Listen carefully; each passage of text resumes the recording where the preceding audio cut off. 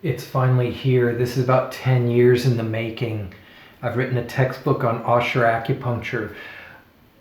I haven't seen another textbook on Ashi Acupuncture. There's usually just a very brief description of Ashi Acupuncture in the regular acupuncture textbooks. And the theory is quite simple. If there's a sore spot, needle it, but the practice of it is quite complex. Your copy will come wrapped in shrink wrap like that. I want to go over the basic contents of the book and how it's laid out. Here's the table of contents. I have chapters on basic concepts, basic equipment, basic techniques, and basic terminology of the Ashi Acupuncture style. Ashi Acupuncture is incredibly effective for pain. If you're not already using Ashi Acupuncture, you need to get on the Ashi Acupuncture bandwagon for sure. I have a chapter of all the common areas that I've used for the last couple decades in the different areas of the body: spine, neck, back, shoulder, arm and hand, hip, thigh, knee, and leg. There's tabs here to help you quickly navigate to relevant sections on the book. One thing I've done here too is Ashi Acupuncture is referenced in the chapter 13 of the Ling Shu, and it is described as treating pain with the acupuncture technique Fan Zhen Jie Ci. I believe that is warm needle technique. So I'm explaining how to do the warm needle technique with needle top moxa. I describe all the equipment you need and how to do it.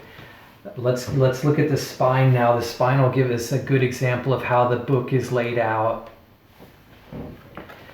There's chapter contents here with each of the Ashi point areas listed here. A brief overview of the chapter. The point or area name is listed here. The location of it is described. The needling method is described. A section for hints on needling that area, and a section called Relevant Local Anatomy that applies to that area, specifically the muscles of that area. And that'll be used with the index in the back that I'll show in a minute. You can see that it's richly illustrated here. There's dialogue boxes to detail certain concepts or aspects of needling that area. Photos for palpation, photos of needle angle using this pointer thingy that I made just for the book, photos of the needles in place at the area, and showing varying views so you'll really get a good idea of what you're trying to achieve.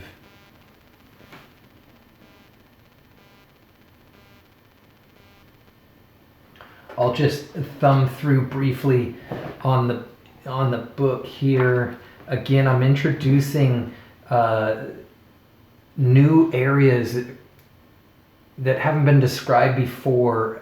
They'll be illustrated in reference to classically described acupuncture points. So again, location, needling method, hints, relevant local anatomy, it's all there. When a number of points are described, like on the hip, here's a new area being described. I've shown it in relationship to GB30 and BL36 there. At the end, I'll put I'll give an overview of how all these areas relate to each other in terms of location.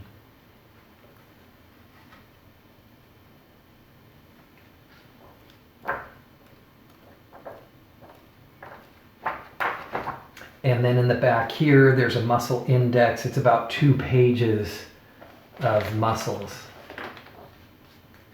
If you have books on trigger point referral areas where they show you the typical pain referral area of a particular muscle, you can compare that to your patient's presenting symptoms, look up the muscle here, see how to exactly needle it.